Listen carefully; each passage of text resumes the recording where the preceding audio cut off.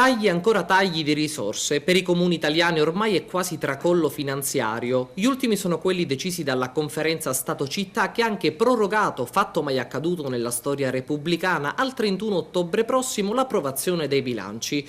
Una revisione della spesa che penalizza gli enti locali e che rappresentano, sottolinea il sindaco di Porto Empedocle, Lillo Firetto, una vera e propria mazzata finanziaria insostenibile per i comuni italiani e in particolare modo per Porto Empedocle, che si vedrà decurtare circa 3 milioni di euro per cui sarà necessario studiare nuove impostazioni di bilancio. E così Firetto ha deciso di programmare per l'8 agosto prossimo un tavolo di concertazione attorno alla quale ha chiamato le forze di maggioranza e i rappresentanti sindacali provinciali di CISL, CGIL e UIL. In quell'occasione si studieranno interventi per coprire i 3 milioni di euro e l'obbligo di istituire un fondo di svalutazione non inferiore al 25% delle entrate tributarie ed extratributarie che per il comune di Porto Empedocle ammonterebbe ad oltre 310.000 euro.